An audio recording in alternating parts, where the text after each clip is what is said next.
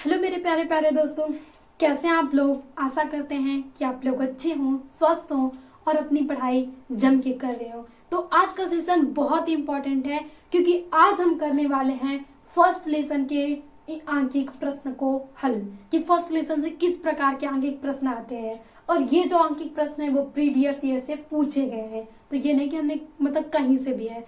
यानी जो देखिए बोर्ड के एग्जाम हो गए, इसमें प्रीवियस ईयर बहुत मायने रखता है। बोर्ड क्या, हर एक एग्जाम में अगर आप पिछले 10 साल के सेट्स अगर किसी भी एग्जाम के लिए तैयार कर लेना तो आपकी तैयारी बहुत ही उच्च लेवल तक चली जाती है। तो इसीलिए अनसॉल्व सॉल्व करना और प्रीवियस ईयर क्वेश्चन पेपर लगाना, मतलब ये एक प्लस पॉइंट मिल जाता है हमारी पढ़ाई में कि हमने पूरे साल भर तो पढ़ाई की है, लेकिन लास्ट के समय में हमें जो करना होता है वही होता है कि हम प्रीवियस ईयर क्वेश्चन को सॉल्व करें। तो आज हम फर्स्ट लेसन में जितने भी महत्वपूर्ण आंकिक प्रश्न आते हैं जिन जिन फार्मूले से, तो उनको हम सॉल्व करेंगे। तो देखिए ये नहीं कि बहुत सा डिफिकल्ट सा ऐसा दे देगा कि आपका सारा टाइम भी चला जाए। ऐसे सवाल आते हैं कि जिसे आप सॉल्व कर सकें, क्योंकि उसमें टाइम के हिसाब से, अब ये नहीं कि इतना सारा मल्टीप्लिकेशन दे दे और वहां से बच्चे का पूरा 1-2 घंटे चला जाए उसी में, क्योंकि मल्टीप्लिकेशन होता ही ऐसा हार्ड। और मेरा भी सही बताया तो मल्टीप्लिकेशन में मतलब कोई इंटरेस्ट नहीं रहता है। हम लोग तो ऐसे जब पढ़ते थे, मतलब इसमें वैसे तो मेरा जो स्ट्रीम वो केमिस्ट्री चला गया, उसमें भी होता है सवाल, कर लेते हैं उतना, लेकिन पहले जब क्लास में होता था तो ऐसे सवाल सॉल्व करके और जहाँ पे मतलब सारे फार्मूले लगा के और लास्ट में जब ढेर सारा मल्टीप्लिकेशन जोड़ के रखते थे और उसके आगे लिखते थे यहाँ से मल्टीप्लाई करके लिख लीजिएगा। और क्लास में सही बताया तो मार तो पड़ती थी, लेकिन हम लोग, मेरे साथ के बहुत सारे मतलब ऐसे मेरे फ्रेंड्स है, ऐसे ही हम लोग करते थे, नीचे के मल्टीप्लाई करके आंसर लिख लें। तो आप लोग बोर्ड में ऐसा मत कीजिएगा जैसा कि हमने किया था, बोर्ड में नहीं, मतलब आप वहां से सॉल्व करके ही आंसर लिखेंगे। तो फिजिक्स के सवाल को सॉल्व करने का सबसे बेस्ट तरीका क्या होता है कि आप क्वेश्चन को पढ़ते पढ़ते ही आपको लग जाए कि हाँ ये सॉल्व होने वाला है। तो हमने जैसा कि बताया कि सबसे पहले अगर फिजिक्स में आपको कुछ ध्यान रखना है तो वो रखना है मात्रक, क्योंकि मात्रक से ही आप पहचान सकते हैं कि ये है क्या। यहाँ पे ये चीजें मात्रक से ही पहचानी जाती हैं। तो जैसे कि हम फर्स्ट सवाल देखते हैं, यहाँ बोला गया कि दो गोले के जो आवेश हैं क्रमशः इनका मान दे दिया है। अब देखिए यहाँ पे क्रमशः दे देता और फिर ऐसे मान, अगर आपको कुलाम नहीं पता होता तो आप कहते ये मान क्या ही दे दिया है। तो ये जो दो आवेशों गोला है उस पर जितने आवेश है उनका मान है, पहला है 8 × 10⁻⁷ कुलाम और दूसरे पे है 9 × 10⁻⁷ कुलाम, जिन्हें 30 मीटर की दूरी पर वायु में रखा गया है। 30 मीटर की दूरी पे वायु में उनको रख दिया गया है। तो इनके बीच जो बल लगेगा वही निकालना है। यानी आपके पास सबसे पहले यहाँ लिखेंगे जो जो दिया है। Q1 बराबर 2 चार्ज है तो हम मान लेंगे एक है 8 × 10⁻⁷ कुलाम। Q2 बराबर 9 × 10⁻⁷ कुलाम। अब ये 30 क्या दिया है, तो 30 मीटर से आपको याद आ जाएगा कि भाई ये तो मीटर दूरी है, तो यानी जो R है वो आपके पास है 30 मीटर। यहां तक तो हो गया ना सॉल्व। अब देखिए अब हम यहां से क्या करेंगे, अगर ये सेंटीमीटर देगा तो आपको मीटर में चेंज करके रखना है, क्योंकि यहाँ पे ऐसा ही रखते हैं। अब उसके बाद हमें ये देखते ही याद आ जाएगा कि फोर्स निकालना है, दो आवेश हैं, दूरी दिया है, तुरंत दिमाग काम करेगा अगर पढ़े हैं। ये तो कूलॉम का नियम है, और जैसे कूलॉम का नियम आपके दिमाग में आएगा वो इस सवाल को तो हम कर सकते हैं आसानी से। तो यहाँ पे आप सबसे पहले फार्मूला लिखेंगे F बराबर 1/4 pi epsilon not Q1 Q2 R²। Q1 का भी मान पता है, R का भी मान पता है, Q2 का भी मान पता है। अब इसको देख के आप प्रॉब्लम में मत पड़ जाएगा, ये तो बिल्कुल इजी है। वायु में कह दिया जाए तो इस पूरे का 1/4 पाई एप्सिलॉन नॉट का मान होता है 10 × 10⁻⁹ बस इसे ही लगा देना है। यहाँ पे इस पूरे का मान 9 × 10⁻⁹। अब यहाँ पे Q1 का जो मान है 8 × 10⁻⁷, 9 × 10⁻⁷, और नीचे आर स्क्वायर है तो आप 30 दो बार कर लेंगे, यानी 30 मल्टीप्लाई 30, और इससे सॉल्व करते ही आपका आंसर आ जाएगा। तो अभी हम ये नहीं कहने वाले, सॉल्व कर देते हैं, नहीं तो फिर वही अगर हमारी आदत तो हम यहाँ से कहते हैं मल्टीप्लाई कर लीजिएगा। इसे 3 से काटेंगे 1, ये 0 हो गया। अब ये कितना हो जाएगा, इसको माइनस माइनस को ऐड कर दीजिए तो ये माइनस, अगर एक स्टेप और कर लें तो यहाँ से इसका अगर मल्टीप्लाई कर दीजिए तो 8 9 72, और मल्टीप्लाई 10 की पावर -9, और ये 10 की पावर -14। अब ये जो 100 है तो 100 को हम यहाँ से लिख सकते हैं 10 की पावर 2, और ये 2 ऊपर जाएगा तो ये भी किस में चेंज हो जाएगा, माइनस में। तो अब आप यहाँ से अगर इसे सॉल्व करें तो लिख सकते हैं 72, सॉरी हमने माइनस नहीं, ये प्लस में है ना। तो अब यहाँ से हम इसे सॉल्व करेंगे तो ये गुणे 10 की पावर 9, और ये भी ऊपर जाएगा तो इसमें जुड़ जाएगा -14 वाले में। अब ये नहीं कि ये प्लस है तो इसको जोड़ दीजिएगा, ये जब हम ऊपर भेजेंगे तो ये माइनस में हो जाएगा। तो अब हम यहाँ से इसे कर सकते हैं गुणे 10 की पावर -16 हो जाएगा, बराबर, और यहाँ से 72 गुणे, अब इसमें से सब घटा देंगे तो 16 में से 9 जाएगा तो कितना बच जाएगा यहाँ से आपके पास, 16 और 9, 3 इधर से 10 के पावर -7, क्योंकि 9 7 कितना हो जाएगा 16। तो यही आ जाएगा आपके पास न्यूटन आंसर, लिख सकते हैं आप इतना। तो यही इतना आसान ही सवाल आपको देखने के लिए मिलेंगे। बस आपको यहाँ पे जरूरत क्या थी, एक बार सवाल को पढ़ा, देखा कि सवाल में है क्या, सभी चीजों को हमने लिखा, फिर उसके बाद याद करने की कोशिश की कि ये किस में आते हैं, तो हमें तुरंत आ गया कि ये कूलाम के नियम में आते हैं, यानी हमें बल निकालना है दो आवेशों के बीच, तो हमने बल का फार्मूला लगाया। और जैसे ही यहाँ पे पूछा गया था वायु में, तो वायु के लिए 2 गुणे 10 की पावर 9 मान होता है, उसको हमने रखा और सॉल्व कर दिया, हमारे पास आंसर आ गया। अब नीचे सवाल क्या लिखा है मैम, इससे सॉल्व करवाओ। तो अब इसे पढ़ते हैं, तभी सबसे पहले पढ़ेंगे तभी तो जानेंगे क्या पूछा गया है। तो इसमें लिखा गया है कि 5 गुणे 10 की पावर -8 बिंदु आवेश कूलाम है, पता चल गया कि ये क्यू का मान है। आवेश से कितनी दूरी पर वैद्युत क्षेत्र की जो तीव्रता है वो 450 वोल्ट प्रति मीटर होगी। यानी आपके पास सबसे पहले यहाँ पे आप क्या लिखेंगे, मान क्या क्या दिया है, तो आपको Q का मान दिया है 5 गुणे 10 की पावर -8 कूलम। वैद्युत क्षेत्र की तीव्रता वोल्ट मात्रक से भी देते हैं, और यहाँ पे तो आपको वैद्युत क्षेत्र की तीव्रता आगे लिख ही दिया है। तो E का मान है वो जो 450 वोल्ट प्रति मीटर। आपको निकालना है R। मैम E बराबर हमने क्या क्या फार्मूले पढ़े, सबसे पहले एक बार आप अगर नहीं आता है तो E बराबर सारे फार्मूले लिख लीजिए। सबसे पहले आपने पढ़ा F/Q, ये लगेगा यहाँ पे नहीं लगेगा, ये तो हमें R मिल ही नहीं रहा है तो हम क्यों ही लगाए, यानी ये भी कैंसिल आउट। अब एक हमने पढ़ा था वोल्ट अपॉन दूरी, इससे भी नहीं काम चला, ये भी कैंसिल आउट। अब आपने 1/4 pi epsilon not Q upon R square. अरे वाह, ये फार्मूला तो लग गया। अब देखिए अच्छे निरक्षे वाला क्यों नहीं दिमाग में है, तो यहाँ पे कुछ लिखा है नहीं कि अच्छे में निरक्षे में, तो हमें यही, क्योंकि मेन जब वैद्युत क्षेत्र की तीव्रता हम निकालते हैं तो ये इतनी आती है, तो हमें ये फार्मूला हम लगा दें, इसका मान पता है, इस पूरे का भी मान पता है, इसका भी मान पता है, तो तुरंत क्लिक करेगा, इसका मान तो आसानी से निकाल सकते हैं। तो आइए हम पहले इसे सॉल्व करते हैं फिर मान निकालते हैं। तो यहाँ से E बराबर मान ही रख लीजिए, फार्मूले तो हमने देखा है। E का मान कितना दिया है 450 बराबर 1/4 पे एप्सिलॉन नॉट का मान अभी 9 गुणे 10 की पावर 9, इसे हम रख लेंगे। इस पूरे का मान इतना ही होता है। निर्वात में पूछता है तो निर्वात के लिए हम ये एप्सिलॉन नॉट का मान देखे थे कितना था, तो वो निर्वात के लिए रखते हैं। बाकी वायु के लिए इतना मान आपको याद रखना है। तो यहाँ पे निर्वात पदार्थ तो कहा नहीं गया है।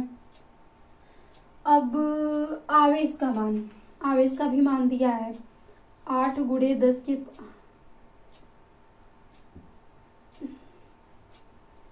5 गुणे 10 के पावर -8।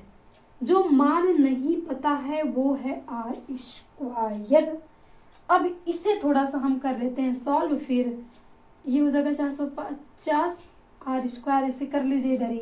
अब ये हम बच्चे 45, और देखिए यहाँ पे +9 है और -9 है, तो यानी यहाँ पे आ जाएगा 485। वाह, ये मैथमेटिक्स तो मुझे बहुत ही अच्छा लगा। यहाँ पे 450, अब देखिए कितना आसान सा है। आर स्क्वायर बराबर 450 अपॉन 450। वाह, ये कैंसिल आउट, 1 आ गया। अब इसका रूट भी निकालेंगे तो वो आएगा 1 मीटर ही। इतना ऐसे मल्टीप्लिकेशन आया तो भाई बहुत खुशी मिलती है कटने में, क्योंकि यहाँ पे मैं थोड़ा सा भी दिमाग भी नहीं लगाना पड़ता है, बस ऐसे ऊपर नीचे आया कट गया। तो ये कितना आसान था। तो बस आप प्रैक्टिस करिए, और प्रैक्टिस करेंगे, जितना प्रैक्टिस करेंगे सवाल सॉल्व होते जाएगा, उतना आपका कॉन्फिडेंस लेवल बढ़ता चला जाएगा।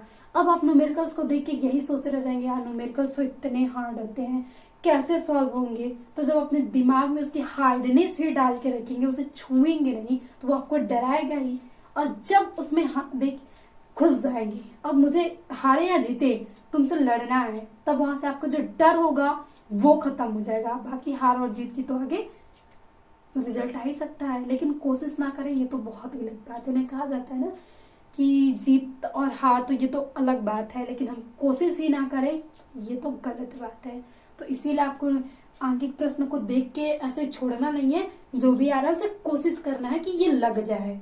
और बस थोड़ी दिक्कत मैथमेटिक्स में होती है, बाकी आप अगर सबको प्रॉपर तरीके से लिखते चले आए, फिर फार्मूले को देखते चले आए, तो कोई ये नहीं है कि आपसे नहीं होगा। तो आई होप ये दोनों सवाल आपको समझ में आए हों। एक था कूलाम के नियम पे, एक वैद्युत क्षेत्र की तीव्रता पे। तो आइए हम नेक्स्ट सवाल और देखते हैं।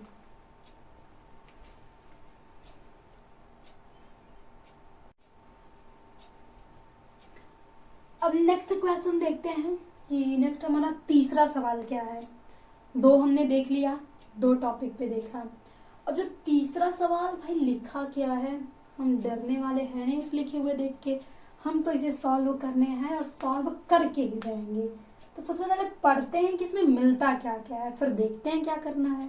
तो एक अनंत के लंबाई, अब इतने पढ़ने से याद आ रहा है दिमाग में एक फार्मूला, देखते हैं वो लागू होने वाला है कि नहीं। आपके दिमाग में भी आ रहा है तो प्लीज कमेंट्स करिएगा। एक समान आवेशित सीधे तार का रेखीय आवेश घनत्व 10 × 10 के पावर -8 कूलाम प्रति मीटर है। तार से 20 सेंटीमीटर दूरी पर उत्पन्न वैद्युत क्षेत्र की तीव्रता ज्ञात कीजिए। हाँ, लग तो रहा है कि लग जाएगा, तीव्रता ही ज्ञात करनी है, तो सोच रहे हैं कि लगाएं। तो सबसे पहले हम इसमें जो जो दिया है उसे लिखते हैं। तो क्या दिया है आपके पास, रेखीय आवेश घनत्व, और अभी हमने रिवीजन करवाया था कि रेखीय आवेश घनत्व को लैम्डा से दिखाते हैं, और लैम्डा बराबर होता है कूलाम प्रति मीटर। तो यही जो मान दिया हमें पता चल गया, इसका जो मान है 10 × 10 के पावर -8 कूलाम प्रति मीटर। ओ, ये तो मिला। अब तार से 2 सेंटीमीटर की दूरी पे, यहाँ सेंटीमीटर दे दिया, अब तो इसे चेंज करना पड़ेगा, कर लेते हैं कोई नहीं। आर का जो मान है वो 2 मीटर दिया है, और इसको चेंज करेंगे तो ये हो जाएगा 2 × 10 के पावर -2 मीटर। यहाँ तो समझ में आया ना, 100 होता है, और 100 को हम 10 के पावर -2 लिखते हैं, लिख सकते हैं ऊपर जाएगा तो। इतना लिखने के बाद एक समान आवेश सीधा तार है, तो फार्मूला आपके पास दिमाग में आएगा E बराबर 1/4 pi epsilon not 2 lambda upon R। वाह, तो लग रहा है कि ये लग जाएगा, क्योंकि हमें इसका भी मान पता, इसका भी मान पता, इस पूरे का भी मान पता, बस E का ही तो निकालना है। अब इतना लिखने के बाद जैसे ही आपके पास आता है कि वाह लग जाएगा, वो भी सवाल, और खास करके बायो के स्टूडेंट, तो भाई फिर वो सोचने पड़ा कि हमने क्या ही कर दिया, बहुत बड़ी जंग जीत ली। क्योंकि बायो के स्टूडेंट के लिए तो जंग होती ही है सवाल। इसका मान पीछे से 9 गुणे 10 की पावर 9 गुणे 2, तो 2 का ही मान क्या होगा। अब लैम्डा का मान 10 गुणे 10 की पावर -8, इसे भी रख लिया। अब जो दूरी है 2 गुणे 10 की पावर -2। अब ये 2 से ये 2 कैंसिल आउट। अब बचा क्या है 9, और ऊपर देखें तो ये यहाँ का एक प्लस इसमें आके ऐड हो जाएगा, या तो इसे आप 90 कर लीजिए, और 90 करने के बाद यहाँ से एक 9 और ये -8 है, तो अगर ऊपर का सॉल्व करेंगे तो ये हो जाएगा 900 और अपॉन -2, और ये भी माइनस ऊपर जाएगा तो किस में आ जाएगा, ये आ जाएगा आपके पास प्लस में ही। कुछ गड़बड़ तो नहीं हो रही।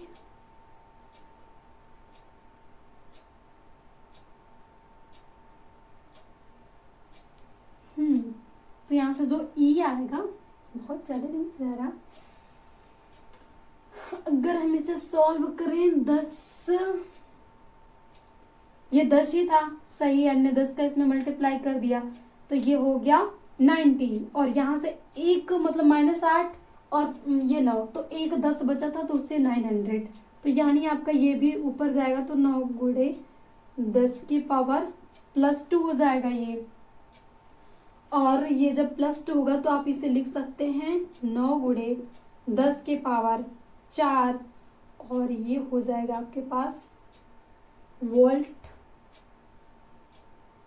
प्रति मीटर लिख सकते हैं आप। तीव्रता की इकाई तो बहुत मतलब होती है, एक तो न्यूटन प्रति कूलम, वोल्ट प्रति मीटर, बहुत सारी इसकी आती हैं, तो आप कोई भी लिख सकते हैं। तो यहाँ पे वोल्ट प्रति मीटर लिख लेंगे कि इतना आपके पास आ गया। बस हमें फार्मूला याद होना चाहिए और इसमें क्या क्या दिया है उसे याद होना चाहिए, और बाकी तो ये सॉल्व होता चला जाएगा। तो आई होप इसमें कोई भी कंफ्यूजन तो नहीं हो। यहाँ से मैथमेटिक्स में थोड़ी होती है तो लेकिन मैथमेटिक्स भी उतनी हार्ड नहीं है। हमने 2 से 2 कैंसिल आउट किया, ये -10 है, ऊपर जाके प्लस ही होने वाला, तो पहले हमने इसे प्लस नहीं किया, पहले हमने ऊपर के सॉल्व कर लिया। ये +9 -8 कट के एक 10, और यहाँ भी एक 10 था, इस 10 का 900, और ये भी ऊपर जाएगा तो किस में चेंज हो जाएगा माइनस प्लस में। तो हमें इसे या तो 9000 लिखे या तो हम 9 गुणे 10 की पावर 4 वोल्ट प्रति मीटर लिख सकते हैं। अब हम देखते हैं कि नेक्स्ट क्वेश्चन क्या है। तो नेक्स्ट क्वेश्चन पहले पढ़ते हैं क्या है, फिर देखते हैं कि होता है कि नहीं होता है। अब बिना कोशिश किए तो जाने नहीं देंगे कि थोड़ा सा इसमें कुछ अजीब अजीब दिख रहा है तो इसे छोड़ दें, पहले पढ़ लेते हैं, शायद लग जाए। तो पढ़ते हैं, एक विद्युत द्विध्रुव जिसपे 100 न्यूटन प्रति कूलम। अब 100 न्यूटन प्रति कूलम तो ये है क्या, ये हमारे क्वेश्चन में आ रहा है। तो न्यूटन प्रति कूलम मात्रक किसका है, विद्युत क्षेत्र की तीव्रता का, क्योंकि हमने देखा था न्यूटन प्रति कूलम वोल्ट प्रति मीटर। देखिए कितने के नकाब बदल के आता जा रहा है, इसीलिए आपको इसमें बहुत समझ के रहना होगा।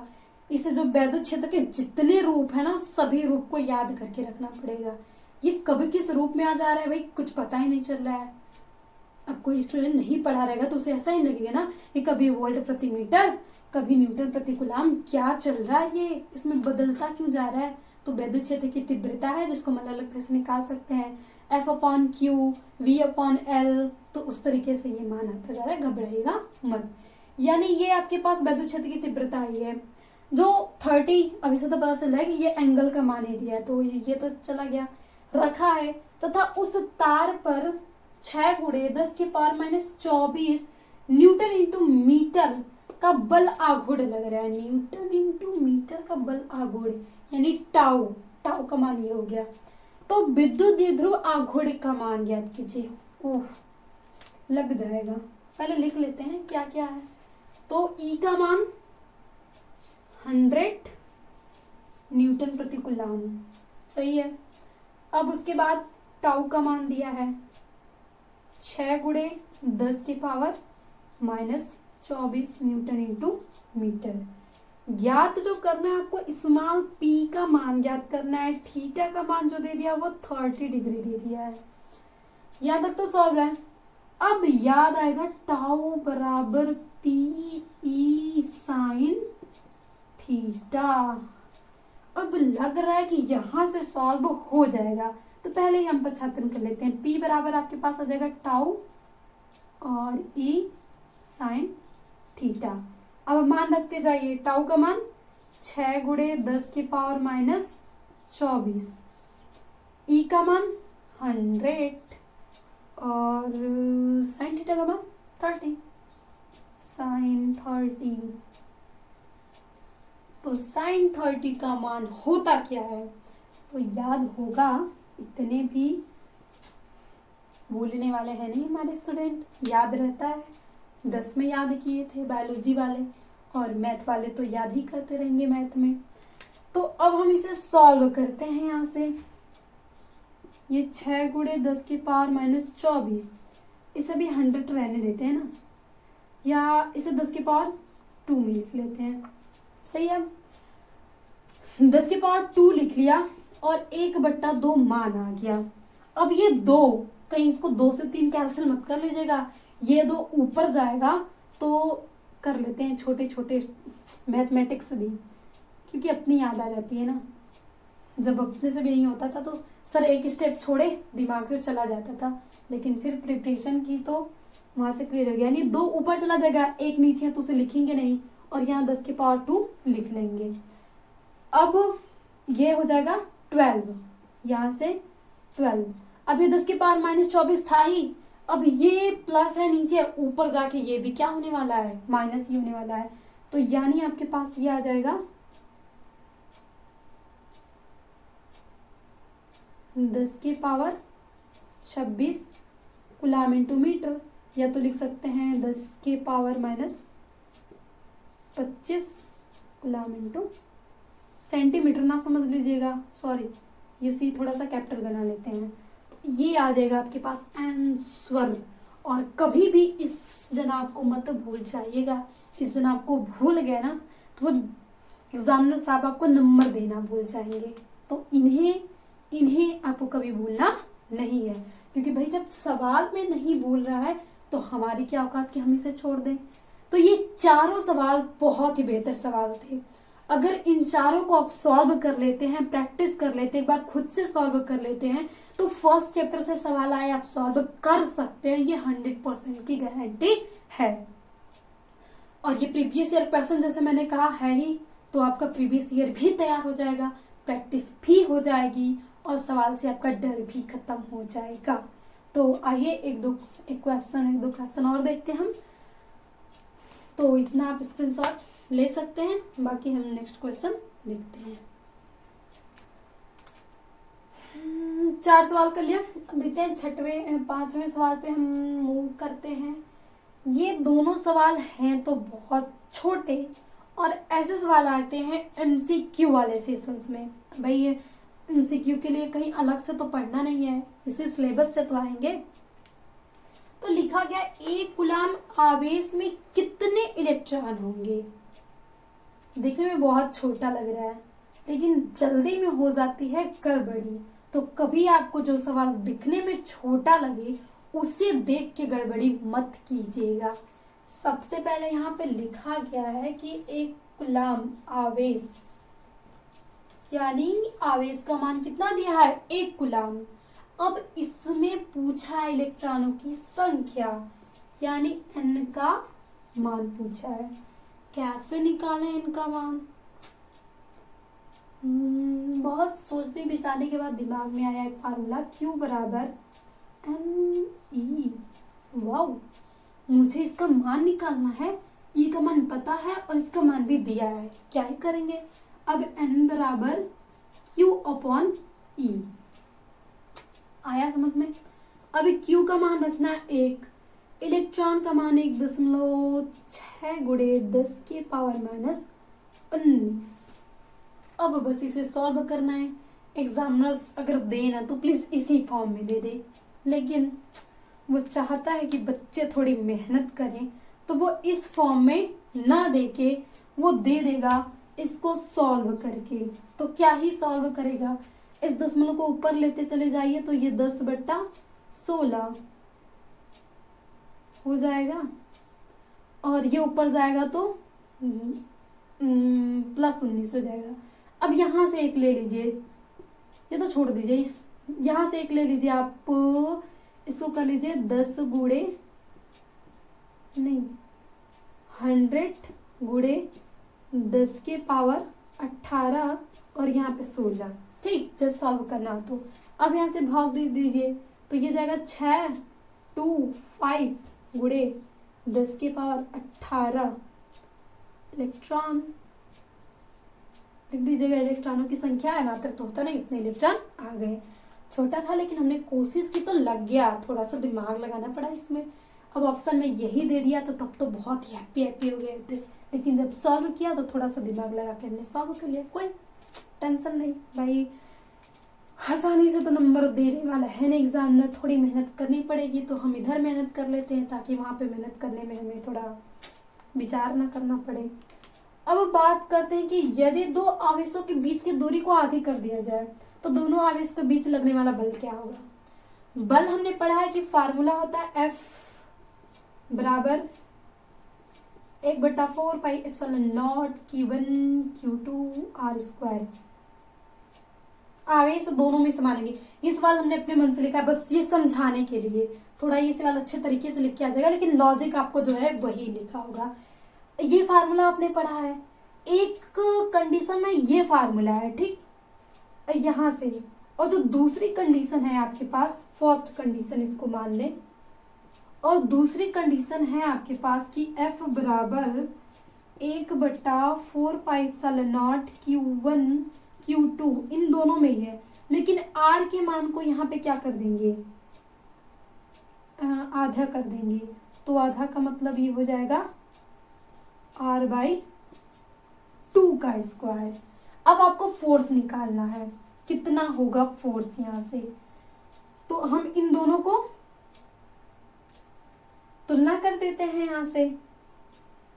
तो ये बल पहले F था, अब ये बल हमें यहाँ से फाइंड आउट करना है कि ये कितना होगा।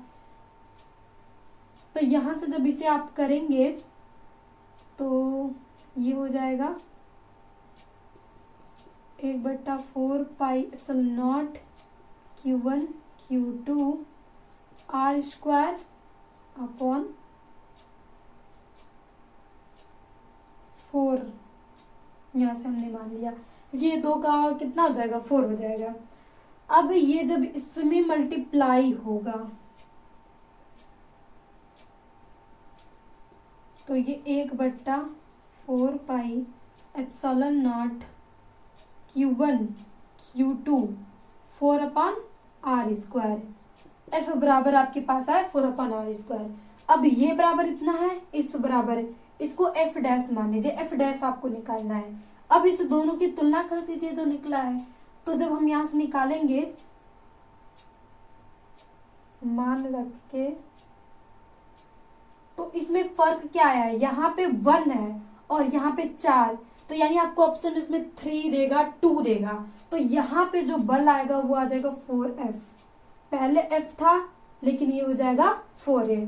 तो ये आपसे MCQ में इस तरीके का क्वेश्चन पूछता है, लॉजिक वाला, कि अगर आप त्रिज्या को आधी कर दे तो कहीं बल को भी आधा मत कर दीजिएगा। इसमें आपको बस दिमाग लगाइए कि आधा किया है और ये होता है व्युत्क्रमानुपाती, मतलब ये आधा हुआ है तो ये एक तो स्क्वायर ये होता है, स्क्वायर के व्युत्क्रमानुपाती होना है, तो यानी इसका 4 गुना हो जाएगा। जब ये आधा करेगा तो ये इसके 4 गुना क्या हो जाएगा, बढ़ जाएगा। जैसा कि हमने इसको देखा यहाँ पे इसके 4 गुना बढ़ गया है। तो यही सारी चीजें हैं इसमें लगाने के लिए। दोनों में यही था कंडीशन कि ये इधर जो F था, F बराबर यहाँ पे ये तो सारा F ही है, अगर हम रख लें F बराबर इतना, जैसे कि नहीं यहाँ से समझ गया है, तो देखिए इसमें मान रख दीजिए। आपको किसका मान निकालना है कि F डैश का मान, तो F डैश कितना आ जाएगा, इतने की जगह आप रख सकते हैं इसमें इतना है, वही है ना F और 4, तो ये आ जाएगा F डैश बराबर यहाँ से 4 है। तो वही था, ये लॉजिक वाला थोड़ा सवाल आता है। और ऐसे सवाल बहुत पूछे जाते हैं, कभी आधा कर दिया जाएगा तो कभी दुगना कर दिया जाएगा। तो आपको बस एक चीज दिमाग में रखना है कि त्रिज्या को आप बढ़ाएंगे तो जो बल होता है वो कम होगा, लेकिन मतलब त्रिज्या नहीं, दूरी को अगर बढ़ाएंगे तो जो आपके पास फोर्स है वो कम होगा, और जब इसको घटाएंगे तो फोर्स बढ़ेगा, और वो बढ़ता है 4 गुना से, क्योंकि दुगुना तो हम बढ़ा नहीं सकते, ये वर्ग के व्युत्क्रमानुपाती है, यानी 2 बढ़ा तो 4, 4 बढ़ा तो 16, 16 बढ़ा तो 64, ऐसे करके बढ़ते जाएगा। 64 ही हुआ ना, जो भी हो। तो आई होप आपको ये आकिन प्रश्न करके अच्छा लगा हो कि ऐसे ही सवाल आते हैं, हमसे सॉल्व हो जाएंगे, आपके अंदर ऐसा कॉन्फिडेंट आया हो। तो आज के सेशन में इतना ही। बाकी जो सवाल बच्चे हैं, आपके पास अगर जो सवाल होगा तो प्लीज़ कमेंट्स बॉक्स में उसे लिखिए, या तो आप इंस्टाग्राम पे मैसेज कर सकते हैं। अगर आपको कोई सवाल ना आ रहा तो उसका स्क्रीनशॉट लेके दे दीजिएगा, हम आपसे सॉल्व करके आपको बता देंगे। और बाकी हम और भी इस पे क्वेश्चन पे प्रैक्टिस करते रहेंगे। तो अगेन थैंक यू। अगर आप चैनल पे नए हैं तो प्लीज़ सब्सक्राइब कर लीजिएगा और अपने दोस्तों को भी शेयर कीजिएगा, ताकि उनकी भी हेल्प हो सके और आपकी भी हो सके। तो इसी के साथ अब मिलते हैं नेक्स्ट सेशन में। Always be happy.